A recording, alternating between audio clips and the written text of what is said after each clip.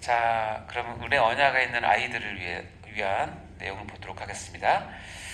교육과 양육을 우리가 신경 써야 되는데 우리에게 맡겨진 영혼들을 위해서 해야 될 일이 뭐냐면 은혜 언약가 있는 성인들이 아이들을 위해서는 교육과 양육을 꼭 시켜야 된다는 것이 성경의 말씀이에요. 신명기 이렇게 나와 있죠. 오늘 내가 네게 명하는 이 말씀을 너희는 마음에 새기고 내 자녀에게 뭐하라? 부지런히 가르치고 집에 앉아있을 때든지 길을 갈 때든지 누워있을 때든지 일어날 때든지 이 말씀 뭐하라? 강론할 것이다. 그러니까 아이들에게 말씀을 가르치고 말씀을 강론하는 것은 반드시 해야 될 일이에요. 다음 세대는 여러분이 키우는 것이고 그 다음 세대에 하는 많은 일들이 쌓여서 결국 교회의 미래가 형성되기 때문에 제2당사자인 피택자 아이들을 위해서는 말씀과 교육, 양육을 반드시 해야 될 것을 얘기하고 있죠. 자, 은혜 언약 안에 있는 비중생자, 아까 설명드렸지만 아직 안 믿는 사람들을 위해서 여러분이 해야 될 것이 뭐예요? 전도와 선교죠. 사도행전 1장 8절에 보면 여러분 다 아시는 말씀이에요. 읽어볼까요? 시작. 오직 성령이 너에게 임하시며 너희가 권능을 받고 예루살렘과 온 유대와 사마리아와 땅끝까지 이르러 내 증인이 되리라 하시니라. 그들을 위해서 해야 될 것은 내 증인이 되어서 가는 겁니다. 근데 예루살렘, 온 유대, 사마리아와 땅끝이라고 되어 있고 여러분 와 이게 표시한 이유는 뭐냐면 이게 영어로 보면 다 엔드로 있어요. 그리고 헬라어 보면 카이로 되어 있어요. 원래 A, B, C, D를 표현할 때 영문법이나 다 마찬가지인데 일반적인 표현은 A, B, C, and D. 그렇죠? 그 and를 한 번만 써요. 그게 이제 일반적인 표현인데 여기 성경에 보면 원문에 보면 다 and가 각각 다 붙어 있어요.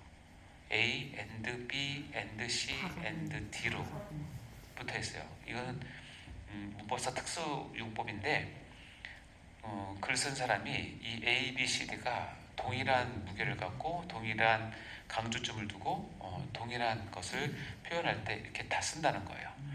그래서 이 구절을 오해해서 예루살렘을 복음화시키고 다음에 유다로 가고 유대를 한 다음에 사마리아 가고 사마리아 한 다음에 땅끝까지 가는 것이 아니라 하나님께서 그 사람을 어디다가 심어놓든지 그것은 하나님께서 규정한 그래서 때로는 그렇게 얘기하잖아요. 너 무슨 선교를 가냐? 너희 집안 누구 못했는데 그걸 들어보셨어요? 네. 맞는 말이기도 한데 하나님 뜻은 꼭 그렇진 않아요. 그래서 때로는 그냥 심으세요. A, and B, and C, and D니까 어떤 사람은 야 너 뭐 아무도 못했는데 개척기를 하냐? 그럴 수 있죠. 그거는 몰라요. 그러니까 요 구절에서 보면 하나님께서 각각에 있는 곳에 하나님께서 내 증이 되게 하시는 것이 하나님 뜻이에요. 부르시는 곳에 가시면 됩니다. 비교하지 마시고. 아셨죠? 자, 은혜 언약에 이제 그다음에 은혜 언약의 약속과 요구가 있습니다. 은혜 언약 안에 품고 있는 약속과 요구가 있는데 이렇게 표현됩니다. 은혜 언약의 약속들은 뭐냐면 쉬운 말로 표현하면 은혜 언약을 받은 사람의 그 은혜 언약을 받아서 누리는 효과를 얘기하는 것이고 이 언약의 요구는 뭐냐면 이 언약을 받은 사람들은 하나님께서 이렇게 했으면 좋겠다라고 하는 요구가 있어요. 근데 이것을 착각하시면 안 되는데 이건 조건은 아니에요. 다시는 이런 조건을 해야 네가 은혜 언약에 들어오겠다는 뜻이 아니라 은혜 언약에 들어온 사람에게는 자연스럽게 하나님께서 뭘 요구를 하세요. 아까 제가 은혜 언약 안에 성인과 아이들에게 했던 것처럼 자 하나씩 볼까요? 은혜 언약의 약속들은 뭐냐면 효능이에요. 은혜 언약에 들어오면 네 가지의 약속이 보장되어 있는데 영적 축복을 받는 약속, 죄사함의 약속, 양자의 약속, 영생의 약속이 보장이 돼요. 이거는 그러니까 이거는 엄청난 혜택이에요. 엄청난 혜택. 이거 어떻게 설명하지? 영적 축복 약속이 있어요. 로마서 8장 9절에 보면 이렇게 되어 있습니다. 자, 만일 너희 속에 하나님의 영이 거하시면 하나님의 영 누구예요? 성령이니까 은혜 언약은 아까 얘기했지만 새 영을 우리에게 주시는 거잖아요. 하나님의 영이 거하시면 너희가 육신에 있지 아니하고 영에 있나니 누구든지 그리스도의 영 누구예요? 성령이죠. 없으면 그리스도의 사람이 아니라 또 그리스도께서 너희 안에 계시면 자 하나님의 영, 그리스도의 영을 받은 사람은 어떻게 이꼴이냐면 그리스도께서 내 안에 들어온 것과 이꼴된다는 거예요. 이해되시죠? 자 계시면 몸은 죄로 말미암아 죽은 것이나 영은 의로 말미암아 살아있는 것이니라. 예수를 죽은 자 가운데서 살리신 이의 영, 이게 누구예요? 예수를 죽은 자 가운데 살리신 이가 누구예요? 하나님이죠. 그의 영이니까 뭐예요? 성령이죠. 성령이 너 안에 거하시면 됐죠? 그리스도 예수를 죽은 자 가운데 살리신 이 누구예요? 하나님이요. 하나님이 너희 안에 거하신다는 거예요. 다시 해서 은혜 언약을 받은 사람의 영적 축복은 뭐냐면 성령이 내 안에 들어오면 자동으로 그리스도의 영, 그리스도와 하나님이 다 같이 있는 거예요. 영적 축복의 약속입니다. 그러니까 성령님만 들어오신 게 아니라 성령님이 들어오시면 그리스도와 하나님도 같이 들어오신다는 거예요. 로마서 8장 17절에 보면 이렇게 있습니다. 읽어볼까요? 시작. 자녀이면 또한 상속자 곧 하나님의 상속자요 그리스도와 함께한 상속자니 우리가 그와 함께 영광을 받기 위하여 고난도 함께 받아야 할 것이니라. 자녀이면 상속자. 히브리 개념에서는 자녀는 곧 상속자랑 같은 말이에요. 그러니까 아버지의 모든 권리를 다 위임받는 사람이라는 뜻이잖아요. 하나님의 상속자고 그리스도와 함께한 상속자다. 우리가 그와 함께 영광을 받기 위해서 뭘 또 받게 된다? 고난도 함께 받아야 된다라고 이야기를 한다는 것입니다. 영광과 고난은 같이 갑니다. 자, 두 번째 약속은 뭐냐면 죄사함의 약속. 은혜 언약에 들어오시면 죄를 사한다는 약속이 있는 거예요. 어때 하나님과 관계에서 가장 큰 어긋나는 건 뭐냐면 결국 죄인데 은혜 언약에 들어오면 이 죄가 다 하나님께서 사해 주신다는 뜻이죠. 로마서 4장 6절 8절에 보면 이렇게 되어 있습니다. 여기 복이 세 가지가 나와요. 뭐냐면 일한 것이 없이 하나님께 의로 여기심을 받은 사람들의 복에 대해서 다윗이 얘기하는 거예요. 불법이 사하심을 받고 죄가 가리워짐을 받은 사람들은 뭐가 있어요? 복이 있고 주께서 그 죄를 인정하지 아니할 사람들은 복이 있어요. 우리의 가장 큰 복은 뭐냐면 내가 내 죄를 해결할 수 있는 방법이 없었는데 여기 보면 불법이 사하심을 받고 죄가 가리워짐을 받고 더 나아가서 그 죄를 인정하지 않게 되는 복을 받는 사람, 이게 진짜 복 받는 사람이라는 뜻이에요. 그러니까 너무 감사한 거는 내가 나의 죄로 말미암아 하나님과 등질 수밖에 없는 상황인데 하나님께서 은혜 언약 속 안에 들어오면 이것이 자동적으로 받는 복이 돼요. 내 복을 뭐냐면 내 죄를 하나님께서 없애주시는 것, 사해주시는 것 있다고 인정하지 않는 거죠. 이게 정말 큰 복입니다. 히브리서 8장 12절 13절에 보면 내가 그들의 불의를 긍휼히 여기고 그들의 죄를 다시 기억하지 않는다. 이게 새 언약이에요. 은혜 언약에서는 우리의 죄를 다시 기억하지 않는다. 그러니까 앞에 행위 언약과 속죄 언약에 나온 내용들하고는 차원이 다른 내용이에요. 차원이 다른 거예요. 이게 할 수 있는 거 뭐냐면 그리스도의 순종 때문에 가능한 건데 하나님께서 그리스도의 순종을 보고 내가 순종한 걸로 여겨주시기 때문에 내가 죄가 있음에도 불구하고 나의 죄를 다시 기억하지 않는 것이 바로 새 언약이에요. 하나님께서 기억하지 않으세요. 너무 감사하지 않습니까? 그러니까 그러므로 그리스도 예수 안에 있는 자들에게는 결코 뭐가 없다? 정죄함이 없고 이는 그리스도 예수 안에 있는 생명의 성령의 법이 죄와 사망의 법에서 너를 해방하였습니다 라고 이야기를 합니다. 이것이 우리 죄사함의 약속, 그 은혜를 받는 것이 가장 크죠. 그러면서 하나님께서 이사야서에 이렇게 얘기하십니다. 읽어볼까 시작. 나는 나를 위하여 내 허물을 도말하는 자니 내 죄를 기억하지 아니하니라. 내 허물을 도말하고 내 죄를 기억하지 아니하는 이유가 뭐냐면 위에 뭐라고 돼 있어요? 나가 누구예요? 하나님 자신을 위해서요. 하나님은 하나님 자신을 위해서 하나님의 영광과 하나님의 구속의 계획과 하나님의 뜻을 위해서 뭐 하냐면 나의 죄를 기억하지 않으세요. 내가 사랑스러워서 물론 그것도 중요한 이유이지만 다시 얘기하지만 그건 부차적인 거고 하나님 자신이 그렇게 뜻을 세웠기 때문에 그래요. 이게 우리를 너무 감격스럽게 만드는 거죠. 하나님 자신을 위해서 하나님 영광을 위해서 나의 죄를 도말하시고 내 죄를 기억하지 아니하시는 분이다. 그래서 제3의 약속이 은혜 언약 가운데 자리 잡고 있는 것입니다. 또 하나는 뭐예요? 양자의 약속. 은혜 언약에 들어오면 가장 큰 신분의 변화가 생기는 게 뭐냐면 우리가 양자가 되는 거예요. 양자는 우리나라 개념에서는 양자는 되게 조금 떨어지잖아요. 양자는 진짜 친아들이 있고 그러니까 뭔가 서자 같고 뭔가 차별받고 그럴 것 같지만 이 중동지역 히브리 개념에는 양자는 곧 아들이에요. 똑같은 법적인 똑같이 있어요. 그러니까 양자의 명분, 즉 아들의 명분을 받아요. 그래서 놀라운 일이 생기는데 뭐예요? 그 아들의 영을 우리 마음 가운데 보내자 하나님을 뭐라고 불러요? 아빠 아버지라고 불러요. 아빠 아버지라고. 그럼 기도하실 때 아빠 아버지 이렇게 불러보십니까? 네, 많이 부르세요.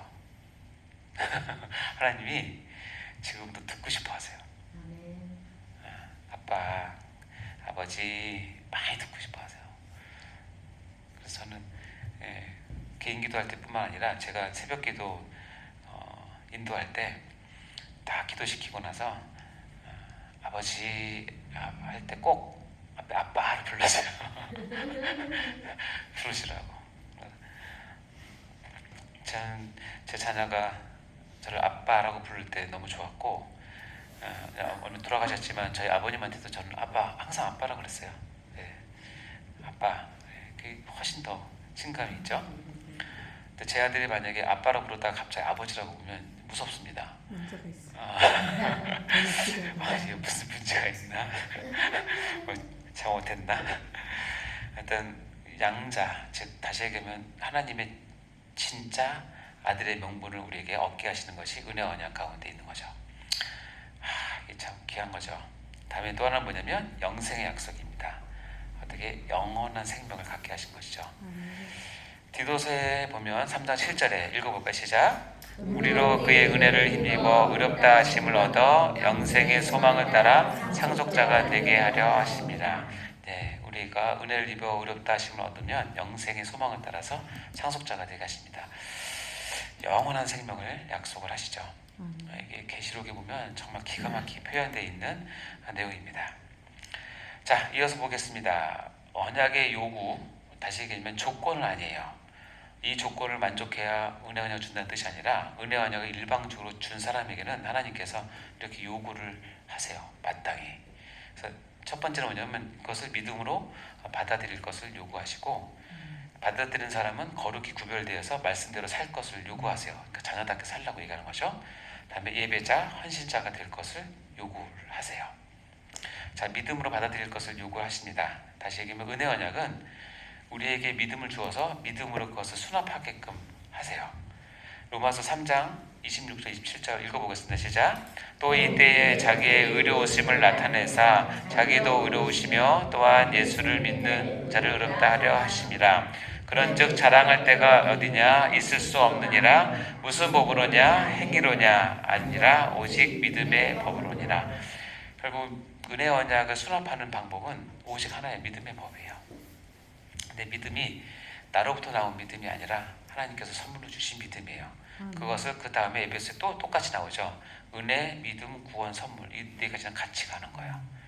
즉 내가 하나님의 구원을 은혜를 받기 위해서는 믿음이 필요한데 이 믿음은 선물이에요. 즉 내가 하는 게 아니라 믿음도 주세요. 그런데 이 과정을 반드시 겪게 하세요. 은혜 언약을 받을 때는 우리에게 믿음을 주셔서 믿음으로 그걸 수납하게 하세요. 이유는 하나예요. 너로 말미암아서 구원이 생기지 않았다는 것을 확인하시기 위해서예요. 네, 그래서 그것을 확실하게 하기 위해서 우리에게 믿음을 요구하시죠. 조금만 우리의 행위나 우리의 의나 우리의 어떤 준비됨으로 받는 것이 아니다라는 사실을 계속 얘기하시는 거예요. 자, 그럼에도 불구하고 거룩히 구별되어 말씀대로 살 것을 반드시 얘기하십니다.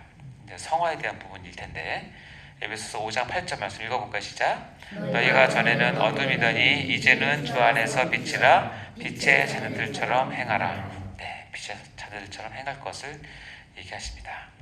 그래서 하나님은 거룩하시니 우리도 거룩하게 살 것을 요구하시죠. 자, 이제 마지막으로 보면 언약의 요구 가운데 예배자, 헌신자가 되기를 요구를 하시는데요. 로마서 12장 1절 말씀 읽어보겠습니다. 시작. 그러므로 형제들아 내가 하나님의 모든 자비하심으로 너희를 권하노니 너희 몸을 하나님이 기뻐하시는 거룩한 산 제물로 드리라. 이는 너희 드릴 영적 예배니라. 로마서 12장 1절이 굉장히 중요한 장 중에 하나인데 뭐냐면 은혜 언약을 받은 사람이 어떤 삶을 살아야 될 것인가를 간략하게 표현한 내용이라고 말씀드렸어요. 여기 보면 어떻게 살아냐면 예배자로 살아야 되는데 어떤 예배자? 영적 예배자라고 되어 있어요. 영적 예배자. 근데 영적 예배자인데 앞에 내용을 보면 너희 몸이라고 되어 있어요. 너희 몸은 다른 말로 삶이에요. 우리의 삶, 눈에 보이는 삶을 하나님이 기뻐하시는 거룩한 산 제물로, 살아있는 제물로 드리라는 거예요. 그러니까 살아있는 상태에서 제물로 드리라는 뜻이에요. 구약의 개념은 살아있는 것은 제물이 될 수가 없는데 여기서는 영적 예배는 뭐냐면 우리의 삶을 살아있는 자체로 제물로 드리는 것을 영적 예배라고 얘기를 합니다. 그래서 이 영적 예배는 은혜 언약을 받은 모든 자들에게 요구하시는 예배자 되기를 원하시는 하나님의 구체적인 말씀이시죠. 어쨌든 이런 요구들이 있습니다. 다시 한번 정리를 하면 은혜 언약이 들어온 사람들에게 우리가 네 가지 엄청난 효능이 있는데 영적 축복을 주셨고 죄사함을 약속하셨고 양자가 되게 하셨고 영생을 주시는 효능이 있고 그리고 은혜 언약을 받은 사람들은 어떻게 살아야 되냐면 늘 항상 믿음으로 반응을 해야 된다는 것과 은혜 언약 받은 사람으로서 거룩히 구별되어서 말씀대로 살아야 된다는 것 그리고 우리의 삶 자체가 하나님께 드려지는 예배와 헌신자가 될 것을 요구하는 것이 은혜 언약에 있는 요구입니다. 어쨌든 이렇게 해서 마쳤습니다. 자, 키포인트 읽어보고 맞춰볼까요? 1번 시작. 은혜 언약은 나는 너희의 하나님이 되고 너희는 나의 백성이 된다는 하나님의 선언이시자 전적인 은혜이다.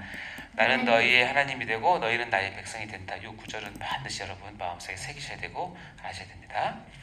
2번 시작. 하나님께 선택되어 은혜 언약에 들어오게 된 백성들은 주님께 온전히 충성하고 헌신하며 다음 세대를 교육시키고 양육해야 하며 전도와 선교의 사명을 감당해야 한다.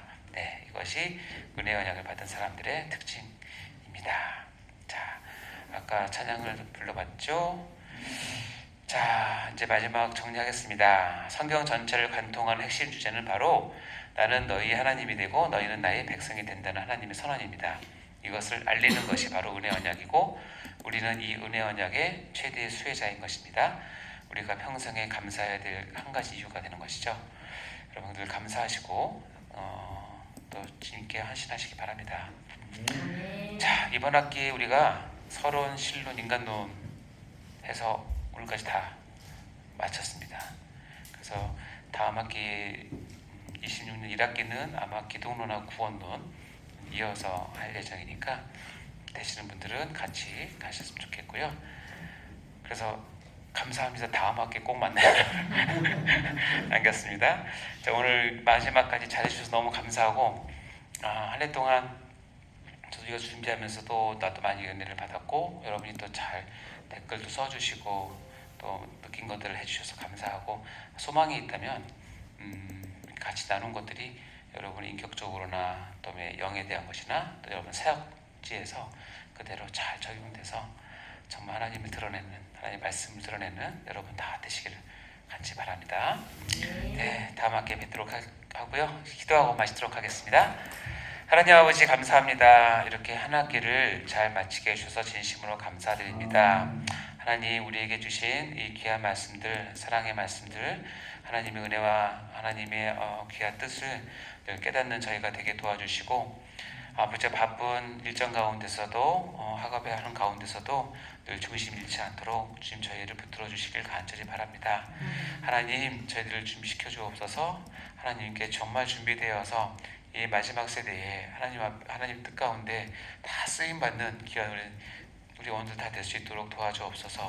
주님 저희를 이렇게 사랑해 주시고 이렇게 귀한 말씀에 배울 수 있는 자리까지 인도해 주신 진심으로 감사드리고, 아버지가 또 방학 기간 동안에 몸 상하지 않고 또 마음 상하지 않고 또 잘 준비했다가 다음 학기에는 더 멋진 모습으로 같이 모여 또 하나님 말씀 나눌 수 있도록 축복해 주옵소서.